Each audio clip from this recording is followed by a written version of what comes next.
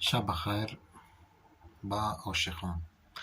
امروز به اصطلاح روز عاشقان است و میخواستم با یک شعری شاعری جوانمرد که همگی 19 سال داشت و از دنیا رحلت کرد دلبران را تهنیت گفته باشم.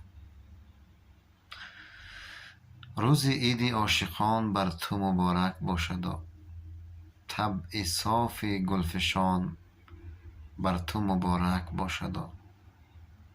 بخت میخواهم به تو در روز عید ای نازنین، دلبری ای دلستان بر تو مبارک باشد.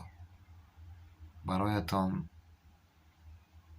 این روز تهنیت باد، دلبران دلستان.